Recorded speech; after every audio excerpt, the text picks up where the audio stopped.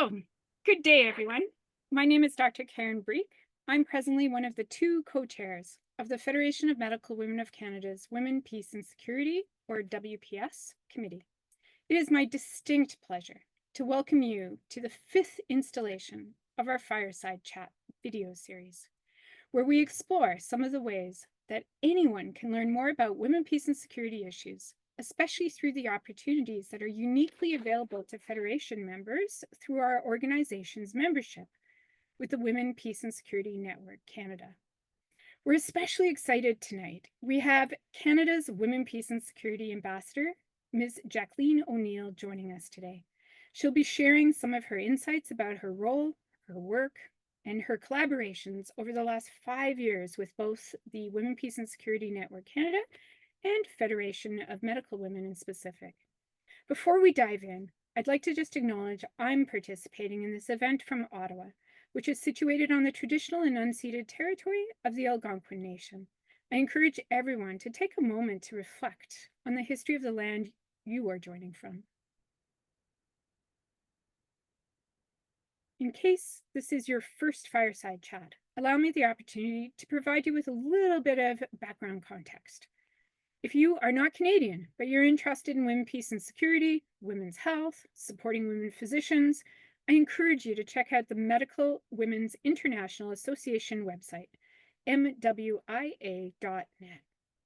If you are Canadian, but you're not yet a member of the Federation, please consider going to our FMWC.ca website and look into the possibility of joining us as either full or associate members. Or consider joining the Women, Peace and Security Network as an individual member by going to their website, wpsn-canada.org. The network represents over 80 different organizations and individuals, and so far we've had the honor of already speaking with Ms. Beth Warniak, who was the founding and former chair of the network, Ms. Zoe Dugal from Canadem, who also serves as the network's ombuds, Ms. Erin Hunt from Minds Action Canada, and myself, discussing some of my work with the Women Veterans Research and Engagement Network, or WREN. If you've already missed any of those talks, they are all available for you to review at the Women, Peace and Security Network's website. My last logistical point is, as per all of our other talks, we're going to hold off on questions until after our recording ends. It's one of the many perks of attending these sessions live, is the opportunity to talk offline with the speaker directly after the Fireside Chat. With that, let's move on to the main event. I'm very pleased to now pass this microphone and camera over to my amazing Federation WPS Committee Co-Chair, Dr. Niec, who will introduce herself and our distinguished guest, Canada's first ever Women, Peace and Security Ambassador. Anne.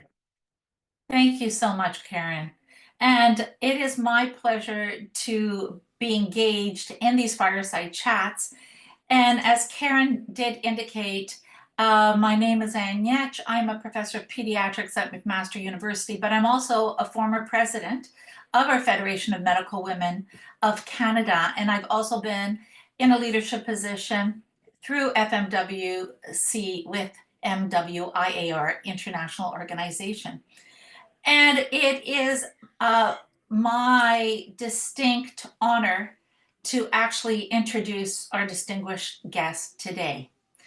And so I am going to give you a very quick overview of who we're going to be speaking with. Our Ambassador Jacqueline O'Neill. But to actually look at a CV only tells us about all the highlights of someone's professional activity.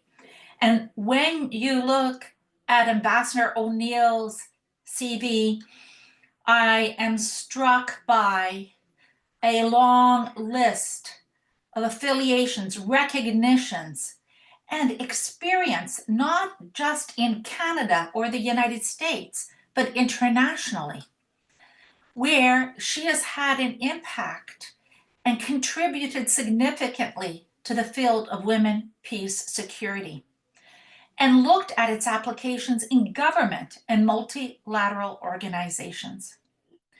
And we're actually going to talk to Ambassador O'Neill all about her background. So I'm not going to go into detail with this CV. And in particular, because she has supported civil servants, military, police, parliamentarians, and translated so many policy frameworks into operational plans and been a champion for meaningful inclusion, for me, as we're going to go on through our interview and understand some of her background, will be to really understand some of the most meaningful experiences. So with that, Ambassador O'Neill, please refer to me as Anne. What is the best way for me to refer to you? Well, how would you feel most comfortable? Well, I've tried to get my husband to refer to me as Your Highness, but he will not do so. So I think we should all just stick with first names. So thank you. If I can go with Anne and Karen, that helps everyone. And call me Jacqueline, Jackie, whatever you'd like. Thank you so, so much. Well, over the last 5 years, as Canada's Women, Peace and Security Ambassador, it sounds like it has been quite the adventure. And before we get into that adventure, can you tell us a little bit before starting that role, like what are some of the highlights of your personal background that really set the stage for you to take on this position? Sure, happy to. Thank you so much to both of you. And before I start, I really want to thank both you and Karen for organizing this and for inviting me to be part of it, and everyone who's joining. I can only imagine what it's like to be a medical professional anywhere in the world, including Canada right now, and that you've taken time to be part of this conversation is really meaningful. So thank you. Vous pouvez parler en français dans vos questions. Feel free to speak French in the Q&A portion of our question and answer. And before I give a quick answer, I want to say this is, I think, the second time that I've done a session with this group, the Federation of Medical Women of Canada. I don't think the first time was technically a fireside chat. I think that's been a more recent innovation, but I was looking up earlier today, actually, the notes that I made ahead of our last session. It was November 2020. So harken back to that time. And it's always interesting to go back to notes or, prep for a session in the middle of COVID times, even early for us at that time, and see both how much has changed and how much is sadly still relevant. So just wanted to say hi again for those who joined in those early days. You asked kindly a bit about my background and the highlights that kind of led me to this path and this amazing job that I have now. I grew up in Alberta. Actually, there's the painting right behind me of St. Albert, Alberta, just outside of Edmonton. Like Karen, I'm an Albertan. So grew up there, was always really interested in women's inclusion, women in politics, anything related to gender. I just had a fire in me all the time. Anytime I saw anything related to sexism or whatever words I knew at the time, I thought I wanted to be an international businesswoman. And so I did an undergrad degree in business, joined a management consulting firm and hated it, truly loved my colleagues, but felt like I had no connection to the work, truly didn't care if many of the companies we worked with made more money or less money. It just really didn't light my fire in any way, shape, or form. But then ended up moving to Ottawa, getting a job working with the federal government for a member of cabinet at the time, a minister from Alberta, and kind of caught a bug on foreign affairs and international work. From that point on, followed a few other steps, including getting a graduate degree in public policy, where a lot of the work on women, peace, and security revealed itself. And I certainly kept pulling that thread for the rest of my life so far. Wow. And if I understand correctly, you are the inaugural ambassador in this role. That's right. Which is just phenomenal. Absolutely phenomenal. And so can you tell us a little bit about that historic journey in this role? And specifically, when you think about what led you to becoming Canada's first WPS ambassador, how did that link up with your work that you were doing at the time, and how has it evolved? Sure. So, so going back just in terms of my own journey to this role and this role being created, when I was, let's see, I don't want to say age, but around 2005, I had a really amazing experience where I was able to work in Khartoum in Sudan, and I worked 3 days a week at an all-women's university and 3 days a week at the UN peacekeeping mission. And the peacekeeping mission had just been set up. The war in Sudan had just, nearly 30 years of war had just ended with a comprehensive peace agreement. It was a time of great optimism. The UN had just set up this peacekeeping mission after an agreement had been signed. And it was a really amazing time where people were determining the future of their country. So they were talking about drafting a new constitution and reforming the police and the military and dividing up ministries and figuring out who was going to lead what and how they were going to create an integrated parliament with the warring factions, previous warring factions represented. And I saw amazing leadership from the women at the Women's University who were weighing in and had opinions and were trying to influence all these topics. An amazing, commitment to trying to support the country of Sudan and its people at the UN. And there was no connection between them at the time. There was really little understanding from the women at the university of how to engage with this massive process that their country was undergoing, and these internationals who were all of a sudden there and making big decisions in key ways. And then with the UN of how to access community groups and women who were not necessarily in positions of formal authority, but who clearly had a lot of influence. So I felt like that space in between was one I wanted to fill, and I felt like maybe I could be useful in. So I then ended up working at a nonprofit organization based in Washington, D.C., where we tried to essentially almost eliminate that space. So we worked with governments around the world, the United Nations, various other groups, and we tried to, at the time, we said both increase the supply and demand. So from people making policy, ministers, governors, heads of organizations to understand why they wanted, and it was important to have women involved in all of these big processes. And the supply, help support women to organize themselves, identify as experts and resource people, and be involved in these processes. And during that time, so I lived in Washington, D.C. for about 13, 14 years. And during that time, engaged with members of the Women, Peace and Security Network of Canada. I too was advocating to the Canadian government, a lot to the US government and others, trying to get them to, change policies, do different things, fund different types of works, women around the world.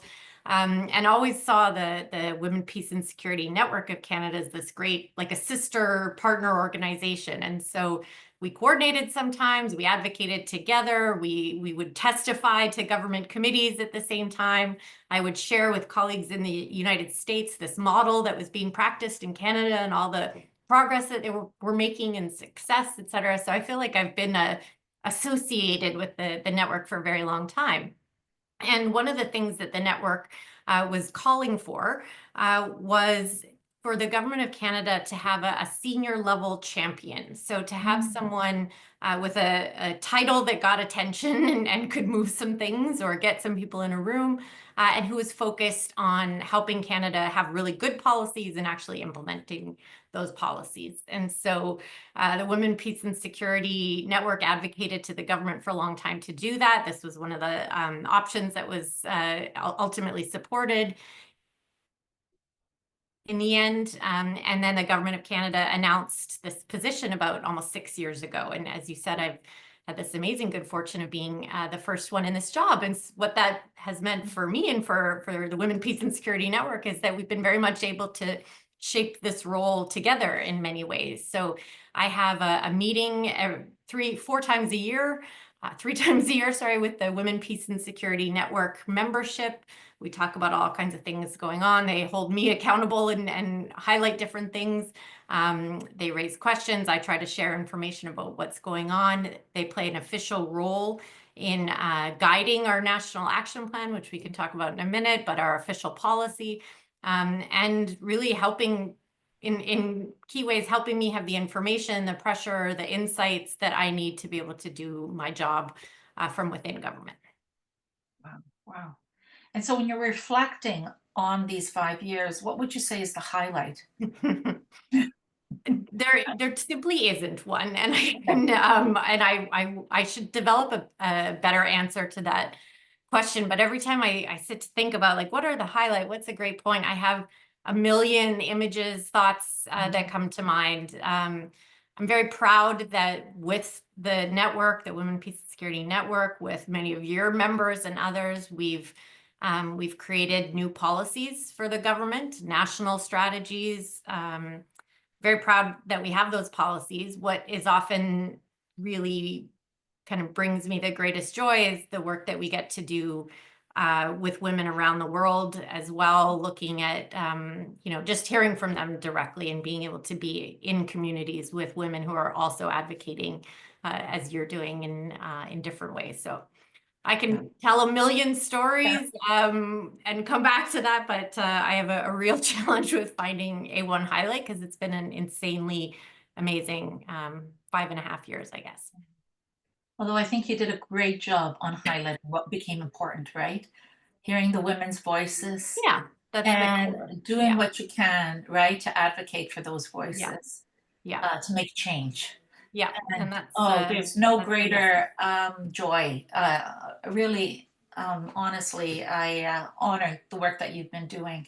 Thank You know, when I think about our organization, the Federation of Medical Women of Canada, we specifically are a pro-choice organization. We support women's right to choose, to have, barrier-free access to women's sexual and reproductive health supports. I wonder, from your perspective, can you tell us how you see the sexual health support issues overlapping with WPS issues?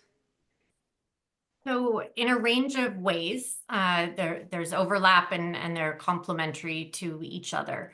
The essence of women, peace, and security as a concept is basically saying that everyone has a right to influence the decisions that affect their own lives, and that the best outcomes occur when people do influence those decisions, when they're made by the people who are closest to the issues. So not made in a nation's capital by people who have no understanding of the lived experiences of all kinds of different people and their different experiences.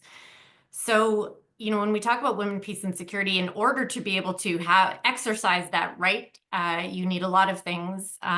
You need access to sexual and reproductive rights and health. So you need to be able to have the access to, family planning, to all kinds of care in that respect that enables you to participate in your community and society in different ways.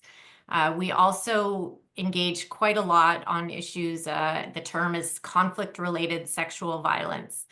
So sexual violence that's perpetrated by an armed group against people in a community, against civilians. Normally, predominantly, it's women, but of course, it also affects men and boys. And so in supporting those who have been victims and survivors of this conflict-related sexual violence, a key part of that is restoring access or ensuring access to sexual rights and reproductive health. That's a key element of the entirety of the holistic support they need. And another big element is of this work, Women, Peace, and Security, relates to supporting women in crisis situations, whether they be climate-driven crises, extreme weather events, displacement crises, floods, storms, fires, evacuations. We aim to make sure that their needs are identified and that they're supported. And as you know very well, women have the same needs when they're living in a camp, a displaced persons, the refugee camp, as they do when they're living in their regular communities. And so we need to make sure that they have access to services and to health that they need. The last thing I'll note is something that your members, your association has really put on the radar for us. And it's something that I confess I didn't see as interrelated as it is. And thanks to Karen Breek and others have put on our radar the extent to which members of the armed forces, women in particular, have specific both medical requirements and needs when they're serving here in Canada, when they're deployed, for example, on United Nations peacekeeping missions, and that they also have specific long-term health impacts from their service that need to be considered, planned around, supported over the longer term when they become veterans. So that's something that that the network, Women, Peace and Security Network, has been more direct in advocating for, and that you all have specifically brought to our agenda, not only sexual and reproductive rights, but certainly related to it as well. So a lot of integration of it. And I'll be really honest, we don't lead with sexual and reproductive rights as a key element of the agenda because it's not the core of it or the foundation of it. It's also, as we all know, a very controversial issue internationally and is a target for a lot of work. So, you know, in the broad scale, I would say it's very much important, something that we advocate around and try to ensure within Canada's addressed and through Canada's action. And as we all know very well, it's a delicate issue to be leading with in many different spaces. Recognizing as women physicians, I mean, clinically, we can provide clinical care, but how can we be more effective as women physicians, either locally and globally, to really support these rights? If I had all the answers to this, I would be shouting them out in the streets. I mean, it's always amazing to me that people don't listen to physicians, period, more than they do, and especially around your policy requirements and prescriptions and advice and recommendations. If, you know, I just mentioned some of the advocacy that Dr. Breek and others have been leading through this network. And I would say that's a real model for how you can be engaged and really make change. That's been done in a number of ways. One, I'll highlight the network and many other women veterans in particular, including women physician veterans, got the government to do a study on women veterans, the first ever study that Parliament had done. So it was done by parliamentarians, the committee, and they heard from a ton of witnesses. They had a broad mandate. They've come up with a ton of recommendations for action that people are following up on. And that was a really brilliant way of getting the government itself, parliamentarians, to produce research, to engage directly on the topic, to hear more from people that it directly affects, and then to come up with options and recommendations. We have many more parliamentarians who are invested and engaged in this, asking the government the right questions, making their parties make commitments to certain things. So that's one point. I think we also just need to use our collective, whatever collective levers we have. So you certainly, as a collective, as a national organization, as members of this group and other groups, you have influence or at least access in ways that individuals don't. And continuing to make that case is important. It's always, you know, it's also a delicate balance where we're always trying to ensure that this is viewed as a health issue. I think your voices in reiterating, sort of stepping us away as much as we can from this being an ideological consideration or a values-driven choice, et cetera, but to emphasize the health needs, the health impacts, the health consequences, and from a medical perspective, to be framing it is extremely useful for those of us inside trying to fight for those same rights. Thank you very much for that example. It really strikes me how important it is that groups within themselves, right, do that self-discovery and we direct them in the right direction. If I can just add one more quick thing Absolutely. on that. You know, there's multiple levels at which you can create, you know, can influence. Some of it is in this policy making and shaping, some of the longer term stuff that takes years, that shifts mindsets, that's policies that drafted and implemented. And then there's responses to crises, and we're seeing a whole lot of crises everywhere emerging, and raising awareness about the specific needs of women in Gaza, women in Sudan, women in camps, women who have been raped, talking about very specific contexts, and communicating publicly about that, but also to your members of parliament, to cabinet ministers, provincially, federally, elsewhere. It's really important that we don't let the experiences, in particular of women, be assumed to be the same as those of men. And I think we know that that is often a default. It's not done by people who are maliciously trying to silence women in vast majority of cases, but until we really focus and raise those points, they're simply not raised. And I've been in far too many meetings and conversations around crises that have massive humanitarian dimensions to them, and talking about, we call them dignity kits, or talking about supplies for midwives in camps, and all kinds of things are just not thought about. And we'd think we should be much further along in terms of being able to learn from one context and apply it to another, but we just have to keep doing it. And for doctors in particular to be raising that, it's just really invaluable. Thank you. That's so very helpful information for our organization. Thank you. I'm also aware that we have a lot of youth in our organization, and what advice would you give our medical learners in our group about the importance of youth voices with WPS for those early in their career?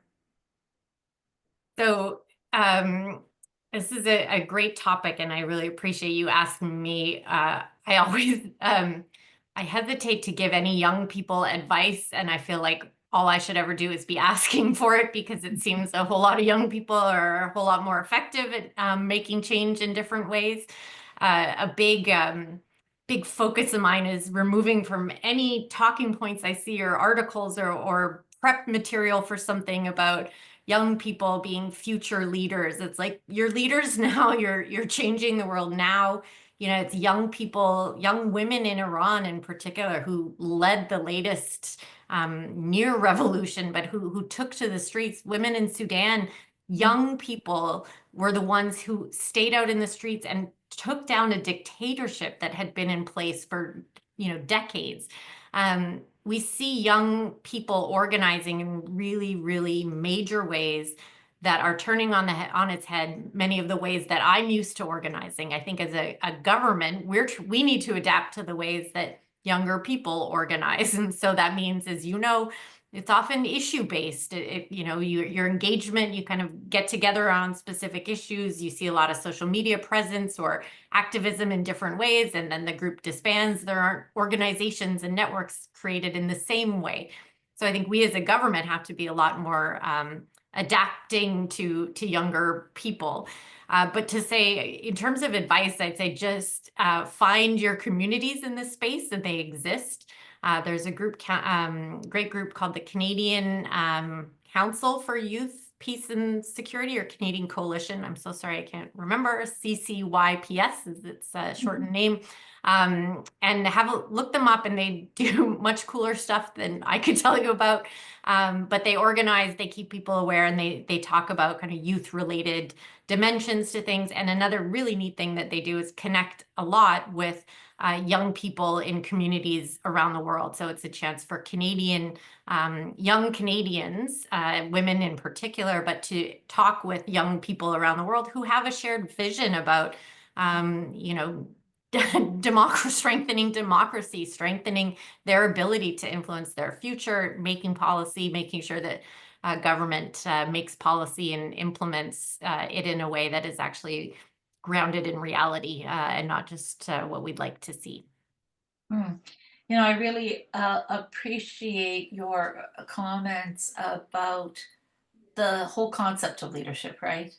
And looking at leaders. And I know that for women, sometimes stepping into leadership positions can be very challenging.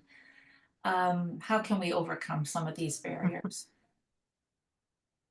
So many ways. I mean, there's the barriers we have within us, and then the barriers that are outside of us. And I recognize that as a white, straight, basically middle upper class person, I have many fewer barriers than other women, women of color, LGBTQ plus community members and others. And I think it's always essential to remind myself of that when I think about leadership.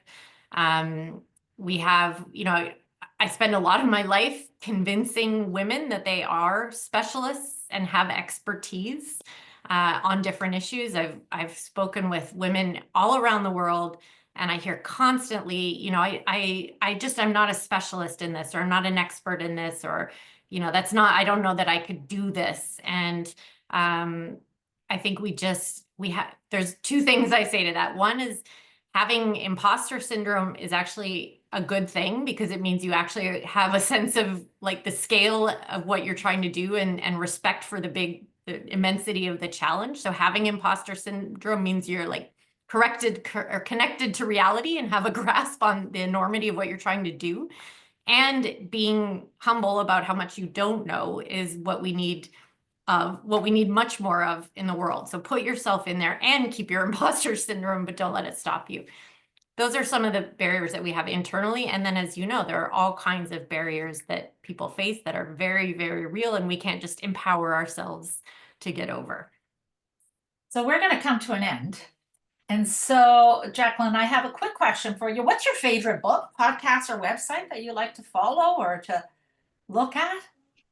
Well, I knew from previous firesides that this is a question you ask. And so I actually crowdsourced this question with my team and colleagues today, including with our younger members of our team, lest I be grounded in some I don't even know what the right word would be. But so I got a few recommendations. Some of mine are in here too, but I asked colleagues of what their favorites are.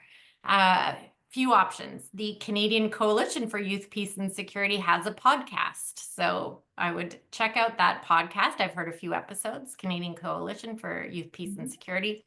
Another podcast I love is called Smart Women, Smart Power. We've got great interviews and discussions. Terms of books, there's an amazing book called How to Be a Woman Online by Nina Jankovic, which talks to probably a lot of things that perhaps many of you are also experiencing about targeted harassment and attempts at intimidation, et cetera, for your work. And then one of my kind of foundational texts, I guess you could say, is a book called Sex and World Peace by Valerie Hudson. And she talks mainly about the relationship between violent conflict and what goes on as it relates to the treatment of women in different countries and societies. So that was my list, crowdsourced, as I said, including some other perspectives, so that hopefully there's something in there for everybody. So I realized that we've been talking now for half an hour. So you mean I've been talking for 29 minutes? And why don't we end here?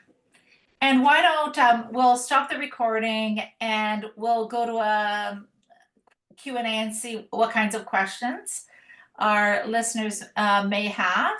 I have to thank you so much, though, for the insights on what you've shared with us. It has been really superb. So, Karen, shall we open it up? Well, just before we finish the recording, we still have a few quick, first off, I just wanted to say thank you to both of you for another amazing fireside chat. Thank you so much for making the time to do this, Jackie. I'm aware you're under a time crunch at this moment, so we're trying to finish up a bit quicker than obviously we could have talked for a long time. I also wanted to just do a shout out for all of the technical support that we get to do these kind of projects, thanks to our Women, Peace and Security Network coordinator, Monique. Monique, I don't know if you want to come off camera just for a moment and introduce yourself and say hi to the group. This is the person who makes all of our technology and our videos possible. Oh, it's always a pleasure, and to do what we can to support network members in producing this sort of material. So, thank you. Thank you. And a shout out for our student rep of the committee, Svetlana Rajesh. As has been mentioned, our time is coming to a close.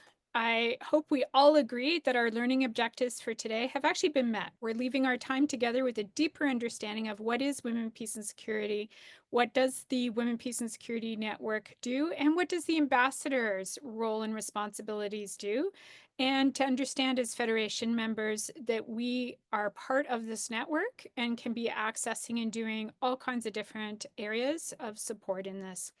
So now, for those that are joining us live, please do stay on for the Q&A that will be 15 minutes or less, because unfortunately the ambassador has to leave us shortly.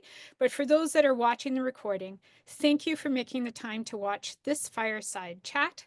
And so until next time, it's a wrap.